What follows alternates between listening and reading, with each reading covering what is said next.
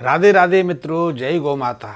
आयुर्वेद जैसी प्राचीन चिकित्सा पद्धति में गाय के दिव्यों का, गाय के पदार्थों का सैकड़ों सालों से उपयोग होता रहा है। चाहे वो गाय का घी हो, चाहे दूध हो, छाछ हो, या फिर गाय के गोबर की बात हो।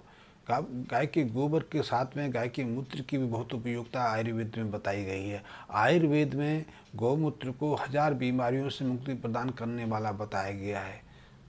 घी को तो रसायन कहा गया है, वृद्धि कारक कहा गया है, स्वास्थ्य कारक कहा गया है, और वो हृदय को शक्ति प्रदान करने वाला बताया गया है। यद्यपि आजकल के स्वास्थ्य विशेषज्ञ घी को स्वास्थ्य के निषिद्ध बताते हैं, स्वास्थ्य का विरोधी सिद्ध करते हैं। उनका क्या मॉनिटरिंग है, क्या आधार है, ये तो वो नहीं बताते, क्योंकि उन्होंने जिस घी को, जिस फैट को स्वास्थ्य के लिए हानिप्रद बताया है, उसका गाय के घी के साथ में कोई संबंध नहीं है। क्योंकि गाय के घी में जो फैट्स तत्व हैं, जो बसीय अम्ल हैं, वो दूसरे जो फैट हैं उनसे बहुत अलग है। और ये बात शायद आधुनिक स्वास्थ्य विशेषज्ञों को ज्ञात नहीं, या फिर उन्होंने इस बात को नज़रअंदाज किया है, या फिर जानबूझकर इसे कचरे में डाल दिया है। यदि गाय मूत्र की बात की जाए तो गाय के मूत्र में सैकड़ों तरह की असाध्य बीमारियों से मुक्ति प्रदान करने वाला जो लक्षण हैं पैदा प्राप्त होते हैं। गाय के मूत्र से व्यक्ति सैकड़ों तरह की असाध्य बीमारियों से मुक्ति पा लेता है, क्योंकि उसमें बहुत सारे तत्व रहते हैं। उसमें गाय के मूत्र में दर्दनाशक तत्व भी हैं, संक्रामक रोगों से मुक्ति प्रदान करने वाले तत्व भी हैं,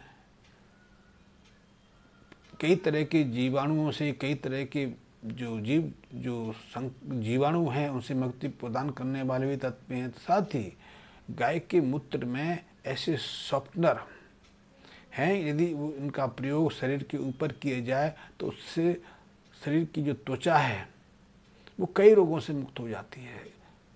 त्वचा में एक मधुरता आ जाती है, नमी आ जाती है, एक ताजगी आ जाती है। उसके ऊपर की जो मृत कोशिकाएं हैं वो हट जाती हैं, उनकी जगह नई कोशिकाएं निकल आती हैं। उसमें ऐसे जीवन रक्षक तत्व भी हैं। यहाँ तक कि गाय के मूत्र में ऐसे घाव विरोधक, घावों को ठीक करने वाले रसायन भी रहते हैं, जिनसे हर तरह के संक्रामक रोगों से मुक्ति मिल जाती है।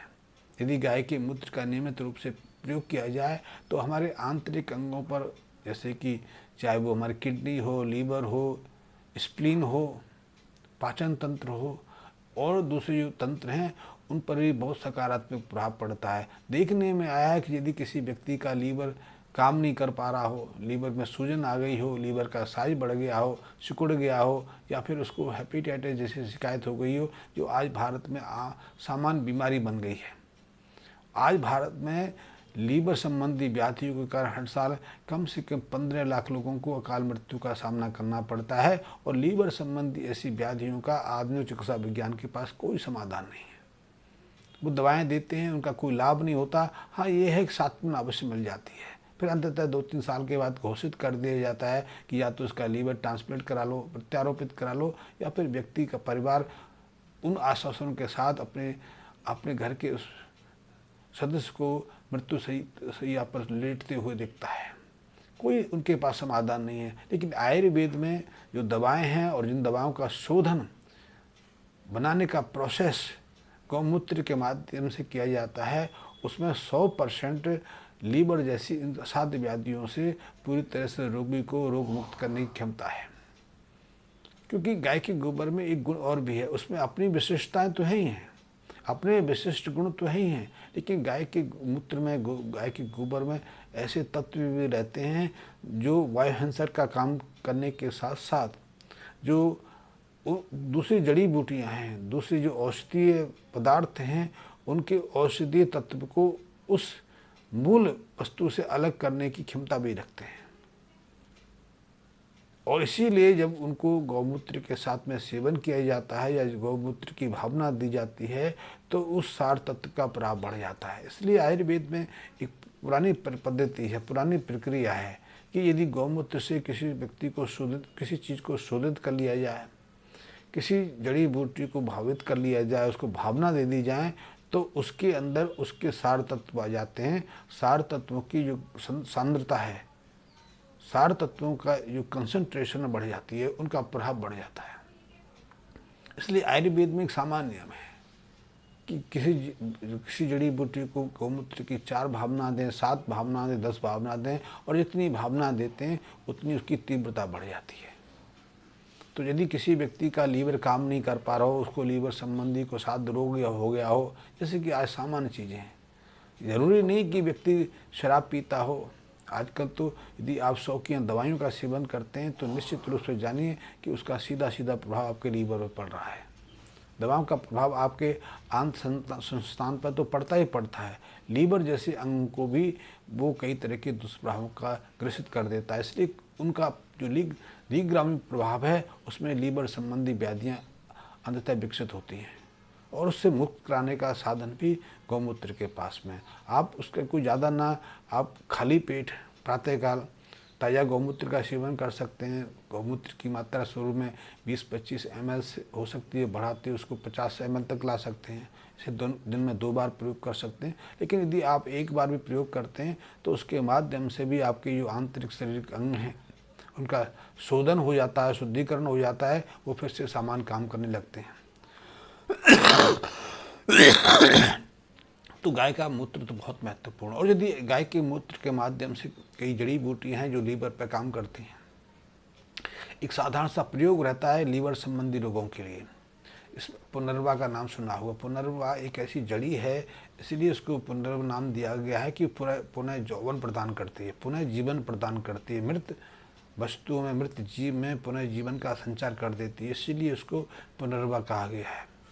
यदि वृद्ध लोग जिनके शरीर पर झुर्रियाँ आ गई हैं, वृद्धता झांकने लगी है, आंखें कमज़ोर पड़ गई हैं, शरीर में ताकत नहीं रही, शक्ति नहीं रही, जीर्णता आ गई है, यदि ऐसे लोगों को गाय के मूत्र के साथ में पुनर्वा का मूल का सेवन कराया जाए तो वो फिर से पुनः जवान होने लगते हैं, पुनः स्वस्थ होने लगते हैं। ये साधारण सा प्रयोग है, लेकिन जब तक आप करेंगे नहीं, बात सुनेंगे, तो आपको उसका अनुभव नहीं होगा। इसी पुनर्वा में हमारे लीवर को पुनः स्वस्थ करने के लिए पुनः सामान्य अवस्था में लाने की अद्भुत क्षमता है। यदि किसी व्यक्ति का लीवर खराब हो जाता है, लीवर काम नहीं करता, लीवर सिरोसिस की बीमारी हो जाती है, भूख नहीं लगती है, वजन करता चला जाता है, शरीर काला पड़ने लग जाता है, क्योंकि लीवर में सैकड़ों तरह के महत्वपूर्ण पदार्थों का निर्माण निरंतर होता है। यदि लीवर खराब है तो आपके शरीर में खून की कमी की स्थिति शुरू हो जाती है, भोजन का पाचन सही प्रकार से नहीं हो पाता है, हड्डियाँ कमज़ोर पड़ने लगती हैं, या फिर आपका मस्तिष्क काम नहीं करना पड़ता। अंततः ये कह सकते हैं कि हमारे जितने भी शारीरिक अंग हैं उन सब का पूरे शरीर पर प्रभाव पड़ता है, चाहे आधुनिक चिकित्सा विज्ञान उसको एक नई नज़रिए से देखती हो।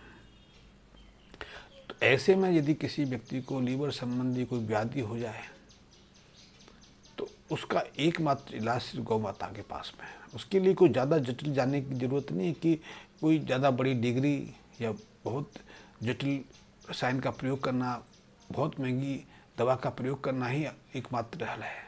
जीवन की समस्त जो महत्वपूर्ण घटनाएं साधारण रहती हैं, इतनी साधारण रहती हैं कि हमें कभी कभी तो उनको सोच के विस्मय होना पड़ता है। स्वयं हमारे जीवन की शुरुआत एक क्षण घटना के माध्यम से होती है। हमारे शरीर का विकास क्षण घटना का परिणाम है। गर्भाधान की प्रक्रिया एक जोश के माध्यम से, एक उमंग के माध्यम से होती है, उसमें हमारी कोई महत्वपूर्ण भूमिका नहीं है। अब तो क्योंकि विज्ञान है, हमने थोड़ा पढ़ लिख लिया है, इसलिए इस प्रक्रिया के बारे में जानने लगे हैं। लेकिन आज से कुछ सालों पहले, कुछ दशक पहले, कुछ शताब्दियों पहले जब इस प्रक्रिया को नहीं समझते थे तो हमारे लिए तो ये विस्मयकारी प्रक्रिया है। जैसे आज पशुओं के लिए है, पशु कुछ समय के लिए जब वो हिट में आते हैं, मैथुन के आवेश में आगे आते हैं, संबंध बन जाता है, गर्भधारण हो जाता है, उसके बाद ना तो उस मेल पशु को मालूम है ना फीमेल को मालूम है। फीमेल अपने उसी जीवन पद्धति में लग जाती है। इस शेरनी की बात की जाए तो शेरनी तो गर्भवती होने के बाद शिकार भी करती, लंबी लंबी छलांग भी लगाती है, 60-70-80 की स्पीड से दौड़ती भी है, और उसी से उसका प्रक्रिया जो जीवन चक्र आगे बढ़ता रहता है। फिर एक शरीर में जो उसके अंदर जो गर्भाधान हुआ उसका विकास होता चला जाता है, लेकिन उसकी इस प्रक्रिया में कोई अंतर नहीं आता, उसका जीवन सतावत रहता है। तो ये ऐसी घटनाएं साधारण अवस्था में होती हैं। एक और साधारण अवस्था ये है कि यदि मनुष्य की बात की जाए तो मनुष्य का शरीर अपने गर्भ को 9 महीने से ज़्यादा समय तक बांधे रखना चाहता है, बाहर आने नहीं देना चाहता। जब तक पूर्णतः विकास ना हो जाए, प्रसव क्रिया का समय पूर्णतः अंतिम अवस्था में ना पहुंच जाए, तब तक गर्भ को बांधे रखता है, हर तरह से उसको बाहर जाने से रोकता है। फिर अचानक क्षण ऐसा आता है कि शरीर उसको बाहर फेंकने पर आतुर हो जाता है। फिर आप पर्याप्त कितने भी प्रयास करिए, वो रुकता नहीं, वो बाहर आके रहता है। यद्यपि कुछ जटिलता हो जाती हैं, और जटिलता में भी मुख्य कारण हम ही होते हैं। तो साधारण घटना है, इन साधारण घटनाओं से ही मनुष्य जीवन की शुरुआत होती है, या पूरे प्राणी जगत की शुरुआत होती है। तो आप ये मत सोचिए कि यदि आप किसी बीमारी से पीड़ित हो गए तो बहुत बड़ी डिग्री, बहुत बड़ी जटिल या बहुत महंगी चीज़ों की आवश्यकता है। साधारण चीज़ों की आवश्यकता है। आपके शरीर की व्याधियाँ जो होती हैं वो साधारण शुरुआत से होती हैं। आप किसी बीमारी को आमंत्रित नहीं करते, लेकिन हो जाती हैं। फिर बता दिया जाता है कि आपको ये हो गया है, फिर आप उसी चक्कर में पड़ जाते हैं। लेकिन उन जटिल असाध्य बीमारियों का हल भी साधारण उपायों के पास में है। थोड़ा सा उपाय करेंगे तो फिर वही समान अवस्था आ जाएगी, पूरी तरह स्वास्थ्य को प्राप्त कर लेंगे। लेकिन आज का वातावरण ऐसा बना दिया है, ऐसी संरचना कर दी गई है कि हम जब तक उसको प्राप्त नहीं करेंगे, उस अवस्था तक नहीं जाएंगे, बड़े अस्पताल में नहीं पहुंचेंगे, तब तक हमें स्वास्थ्य लाभ कैसे हो सकता है। तो मैं आप छोटा सा उदाहरण बताया। शरीर में कोई भी व्याधि है, ज़्यादातर व्याधियों में गौ का मूत्र बहुत काम करता है। स्वस्थ हैं तो भी आपका नियमित रूप से सेवन करके अपने को बीमारी से सुरक्षित रख सकते हैं, सक्रिय रख सकते हैं, दीर्घायु बना सकते हैं, और अपने अंग को समान रूप से कार्य करने के लिए प्रेरित कर सकते हैं।